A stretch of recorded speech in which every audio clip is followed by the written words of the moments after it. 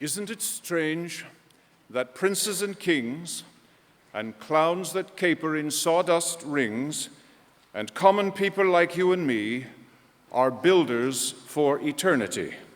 Each is given a bag of tools, a shapeless mass, a book of rules, and each must make, ere life has flown, a stumbling block or a stepping stone. R. Lee Sharp. Do you read notices very often?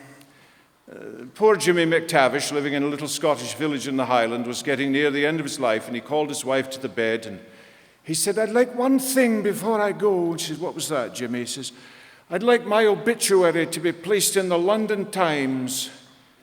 She says, "The London Times? We live 600 miles north of London. We've never been to London." "Oh, just once," he says, "I want my name to be published in a big city newspaper and put it in the classified section where the notices are. That's where everybody looks."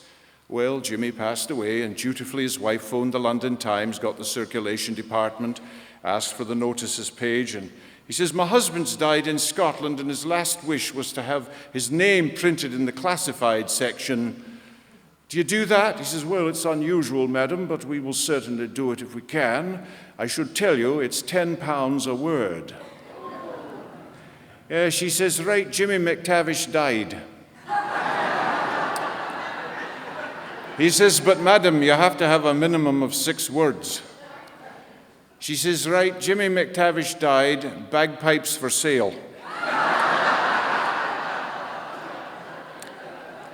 A religion at its simplest is a glorified notice board. Have you noticed that? Layers vying for our attention. Read this, consider that, tear off this phone number, call us up.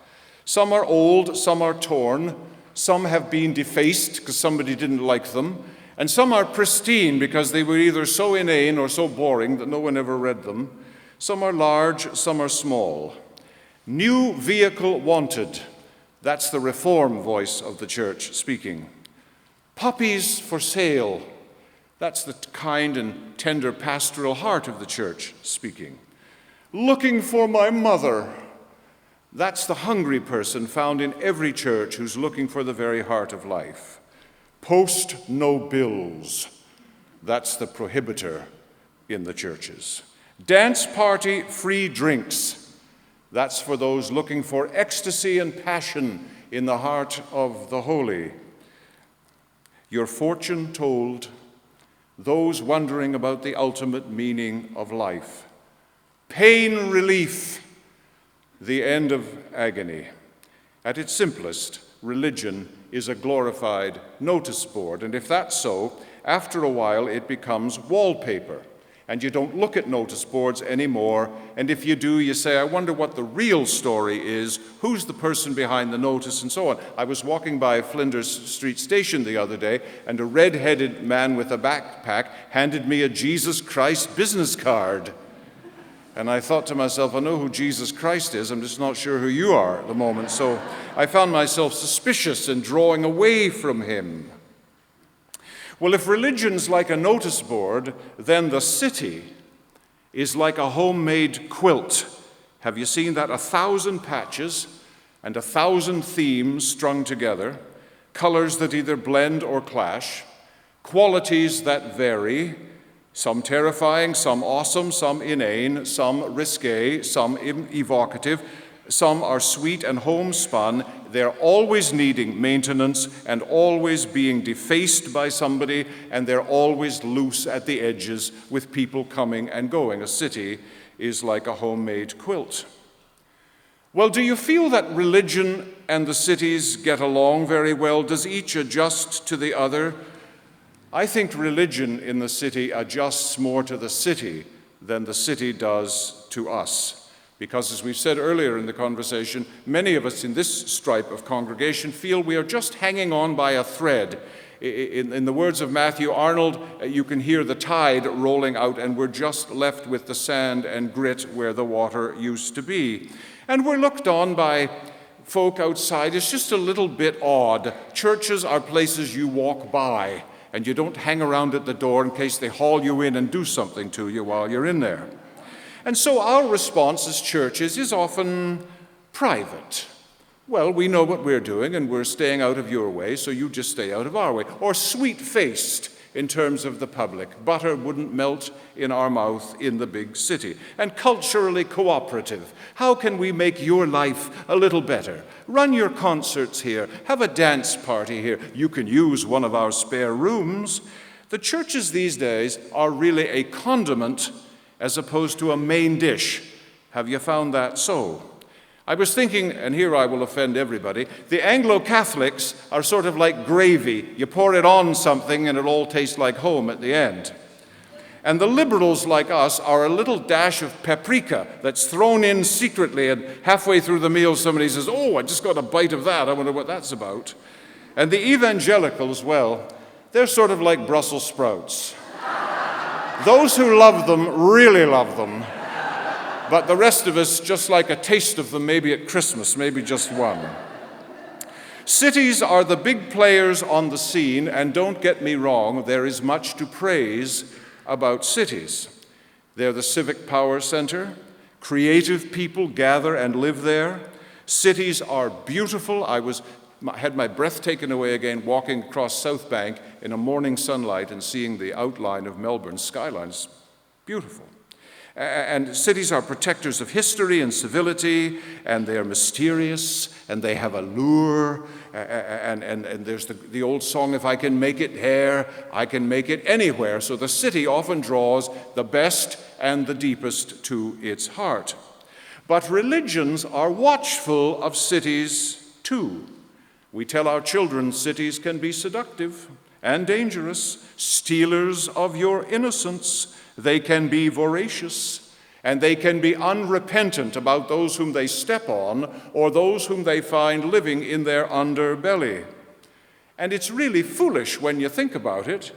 Pride in a city is always held in the face of inevitability. We're all going to decline, proud or humble.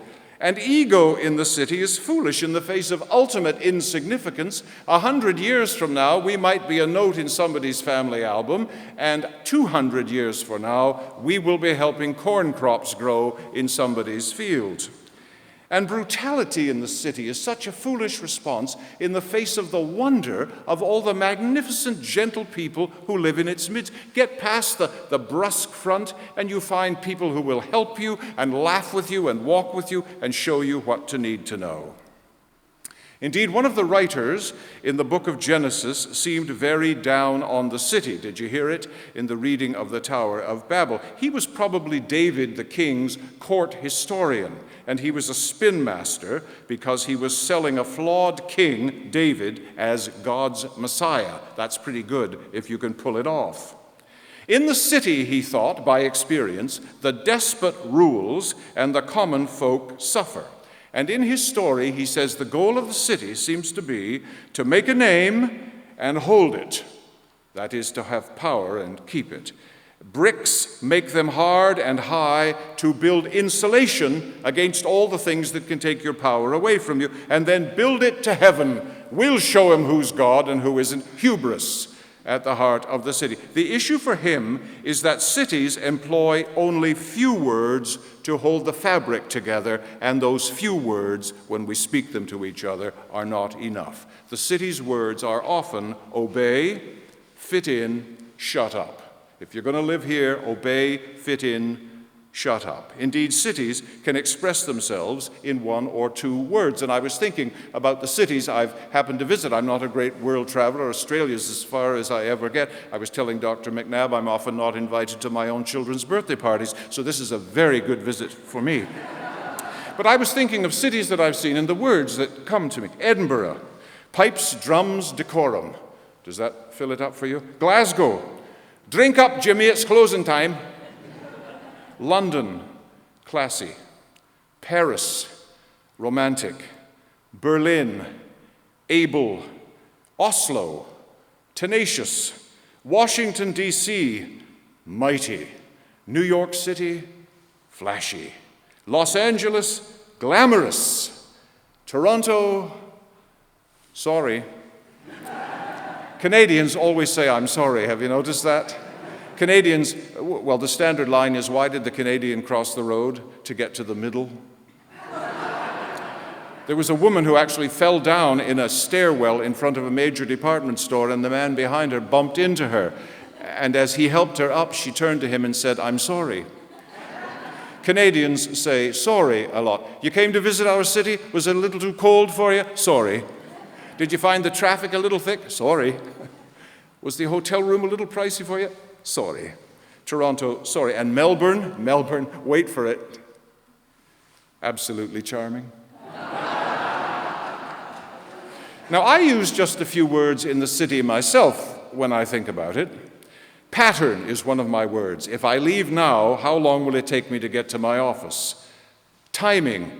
If I leave right after lunch, I can be home before rush hour starts. So my work at Metropolitan goes from 11:15 in the morning till 12:30, and I have lunch in between.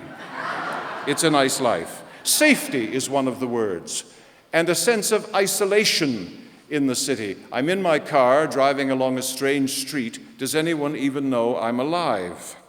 Performance is important in the city. You have to do well or you fall off the horse and the whole herd rolls over you. And survival is a city word as well. How can I keep doing this? And yet on a holiday weekend, and this is one of them in Toronto, the city empties on a Friday night. People can't wait to get out of it. The lines to go to the cottage or to the summer place are twice as long, and the time twice as long. People are desperate to get out of the city's hold. In the city, religion uses few words as well. Tribal is one of them. We're just ourselves, and we like ourselves, and we do well together, our tribe. Suspicion is one of our words. I wonder what city council's going to do to us now. A measure of tolerance is one of our words. Yes, you're all right. You can come in and just don't touch anything. Pride of accomplishment. You should have seen who we were 50 years ago. Look at all this. It's magnificent. You should see the work we've been doing this week behind the scenes. Ah, yes, we're actually making a difference in this city, we say. Resentment at neglect. Is that one of them? How do people pass us by without realizing who we are and how important our work is? Drain. Do people not realize that we are dealing with the heart of the universe? One of our phrases. Wrestling with the meaning of a good life. That's one of our phrases as well. Now, the writer of Genesis says the city was built with one purpose. Few words, one purpose. Safety in the face of ultimate human scattering. Find the plug of change and chance and pull it. That's why the city of Babel was built. But St. Paul, writing in Romans, maintains that the city words are too few and the goal of the city and its words is unrealistic. We're all in over our heads in a thing we can't fully understand, he writes. That's the basis of our human unity. We flow in a trustworthy source, and that's the source of our faith, he writes. And the desire to go with the flow, to brave the flow, indicates that we are the children of God. We are showing our divine gene pool by willing to take the risk and flow with the river of life. Those are our strengths, says Paul. They are written off as weaknesses in the urban setting. So we are scattered for our true life's sake. We live in a world of unknown people and limited communications. Now that's hard to say in a world where communications are so great, but I need to tell you what a Neanderthal I am since arriving in Australia. When I got here, I realized I couldn't set the heat setting in the room at the hotel. It had symbols on it, and I thought the little symbol for sun indicated daytime. It indicates heat. So for 2 nights on a chilly autumn day, I was lying in my bed wondering what's wrong with the machine. Well, something was wrong with my communication. And when I came here, I was given a smartphone. Smartphone, dumb guy. All you have to do is push the little screen and it lights up. It will ring the world. You can call Queen Elizabeth on it if you want. Just push these 6 buttons. And I've carried around in my pocket, and the only thing I've enjoyed is the little buzzing sensation when someone phones me by accident. So this business about limited communication, unlimited communications is missing me, and I suspect it's missing lots of people as well. There's an isolation in each one of us, a little central piece that is not being addressed. To live well and deeply takes time. It takes intimacy and a willingness to listen and to be vulnerable. We sense things with our eyes if we take time, and we feel with our hearts. Words are often too ham-fisted to get there. My wife will say to me sometimes, "Yes, go ahead and do that." It takes me 20 minutes to figure out what she meant. Should I do it or not? That's just one little phrase, you see. Well, I've got 2 Sundays with you for which I'm very grateful, and I was thinking, what in the world will I say to you? And I came across a quotation from my friend Barbara Brown Taylor, a very fine American preacher and writer, and it's in her book, An Altar in the World. And if you're interested in a very good read, An Altar in the World, this is what she writes. Many years ago, a wise old priest invited me to come speak at his church. "What do you want me to talk about?" I asked him. "Come and tell us what is saving your life now," he said. It was as if he had swept his arm across the dusty table and brushed all of the formal china to the ground. I did not have to try to say correct things that were true for everyone. I did not have to use theological language that conformed to the historical teachings of the church. All I had to do was figure out what my life depends on. All I had to do was figure out how I stayed close to that reality, as close as I could, and then find some way to talk about it that helped my listeners figure out the same things for themselves. So I was thinking about things that are saving my life now. One of them is the warp and the woof of friendship. I don't have a large number of friends, but I have 2 or 3 absolutely solid friends, and my very best friend has been so for nearly 50 years. And we have agreed that one is going to bury the other, but neither of us wants to be the one to do it, so obviously we're heading for eternity. But we know each other's secrets, we have each other's backs, we can talk about anything, and the conversation picks up exactly where it left off, no matter how much time passes in between. And that friendship, and those like it, is saving my life now. The scent of coincidence is also saving my life now. Some wise person has said, if you don't believe in coincidence, I wish you a very dull life. One of the heroes at Metropolitan Church is Dr. Peter Bryce, a former moderator of the United Church of Canada. I was 5 years old when he died. Every autumn when I go back to work, I beat myself up, saying, how in the world am I going to do this work in this great church? Who am I? Yada, yada, yada. Well, we were standing at a train station in Thurso, Scotland, Elspeth and I, waiting to come back to Toronto to start the autumn. It was 7 o'clock in the morning. There were 2 other people standing further down the station, and I was worrying about having to put on the harness for another year. The woman shouted up the station, "You might want to bring your bags down here, mister. The train only comes up this far." And I said, "Oh, thank you very much." And she said, "You're not from here, are you?" I said, "No, I'm from Canada, Toronto." She said, "I had a relative in Canada, Toronto. Dr. Peter Bryce, he was the minister of the Metropolitan Church." I said, "I'm the minister of the Met." "No," she says. She said, "I never met him, and I've lost contact with the whole family." And she and her daughter were just passing through. They didn't even live there. They were just walking through the station that morning. And that was Dr. Bryce saying to me, "Put on the harness, go back to work, and don't be such a fool." The scent of coincidence is saving my life now. The fact of my mortality is saving my life now. That might sound kind of strange, but once you realize that you're in a cycle of life as old as time and that your death belongs as much to you as your life does, it changes the way you look at things.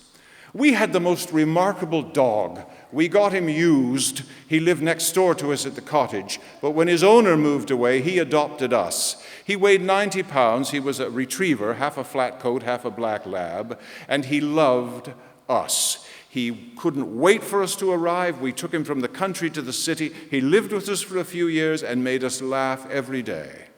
Suddenly his health began to change, and the veterinarian said, he's 9 years old, he probably has a tumor inside somewhere, I don't think we can save him, but we can make the last month or so of his life wonderful. So they put the dog on prednisone, and we were at the cottage at the time, so every day the dog was in and out of the lake and playing his old self, and then on the very last day, he could not bring himself out of the house, and we knew that we could not take him back to the city with us, and so very sadly, we lifted him into the van. It was a Sunday, of course, and we drove 40 miles to an emergency veterinarian, and the dog got out of the car, walked into the little room, and laid himself down on the rug and waited. And we held him in our arms, and the veterinarian made a small little port in his paw and put in the inoculation, and 1 second he was there, and the next second he was gone. And that was the most remarkable death. He simply did what he needed to do. He had always placed himself between us and the unknown future, and on the day of his death, he did the same thing. That dog helped me to die. The fact of my mortality is saving my life now. And underneath is the salt sea of belonging. Dr. James S. Stewart, the greatest Scottish preacher, said we simply cannot fall out of it. The whole thing belongs to us, and even if we don't hold on to it with both hands, we can't fall out of it. And tumble down though we may, underneath are the everlasting arms. And perhaps most importantly, and I found this as a surprise, in a poem by Rainer Maria Rilke, whose poetry I love, what's saving my life now is to fight the right good fight. Listen to what he says. When we win, it's with small things, and the triumph itself makes us small. What is extraordinary and eternal does not want to be bent by us. I mean the angel who appeared to the wrestlers in the Old Testament. When the wrestler's sinews grew long like metal strings, he felt them under his fingers like chords of deep music. Whoever was beaten by this angel, who often simply declined to fight, went away proud, strengthened, and great from the harsh hand that kneaded him as if to change his shape. Winning does not tempt that man. This is how he grows, by being defeated decisively by constantly greater beings. Being defeated decisively by constantly greater, climbing the hill a bit at a time and learning more and experiencing more and being a broader person. This is saving my life. Now, today in the church year is Pentecost, as many of you will know, and it sets before us in story form a tableau of spiritual empowerment, a harvest of meaning for all we have been through together on our walk with Jesus Christ. Did our hearts not burn within us as he walked with us on the way? There were no words, simply a mighty wind, the passion to know in the human heart, and the clarity of a deep language too deep for words, by which people went to their own homes assured of the goodness and nearness of God. The seed of faith produced the bread of life on a day called Pentecost. I went to the hills of Pennsylvania a couple of years ago to a retreat put on by an American named Parker Palmer, a Quaker. He designed these retreats for teachers that had burnt themselves out, but he's expanded it to other groups. It was the longest, most remarkable weekend I could ever remember. It went on for days and days and days. We were invited simply to read something and perhaps chat with someone, perhaps not, perhaps sit in the sun and I kept looking at my watch and I thought my watch was broken. It was the longest weekend. And at the end, he said, go out and find a labyrinth in the woods and walk the labyrinth. So there was one with stones gathered round the middle and on a slant running down a hill. And of course, at a labyrinth, you stand at the edge and you ask it a question. And then you simply walk the labyrinth and see what happens. And I think my question was something like, am I alone in this quest? Is there any way through the maze of life? And then you shut your eyes and slowly start walking and follow the path all the way around. And when I got to the center, there was a stump there. And on the stump, someone had put a stick of gum and a penny and a used flower. And when I opened my eyes the second time, there was a little blackbird sitting there right in front of me. And he looked at me and I looked at him, and I thought, And then he jumped down into the short grass and he began eating and picking at things. And then he leapt into the long grass and began picking at things. And then he flew off into the depths of the forest and I lost sight of him. And I thought, oh yes, it's easy to find food in the short grass where everything's familiar. The long grass is a little tougher. But in the maze of the world, in the greenery, hidden in the branches, you're lost in there. And then suddenly, I saw just a flick of color, and another little bird out of somewhere flew through all that greenery and found him and sat beside him on a branch. And I thought to myself, there is companionship on the quest. I will find my way through the maze of life. Or as Australians might say, she be right, mate. Something is very gently, invisibly, silently pulling at me, writes Denise Levertov, a thread or net of threads finer than cobweb and as elastic. I haven't tried the strength of it. No barbed hooks pierced and tore me. Was it not long ago this thread began to draw me, or way back was I born with its knot around my neck, a bridle? Not fear, but stirring of wonder makes me catch my breath when I feel the tug of it, when I thought it had loosened itself and gone. That which is saving your life knows your name, and one whisper of its nature to your heart is worth 1,000 words.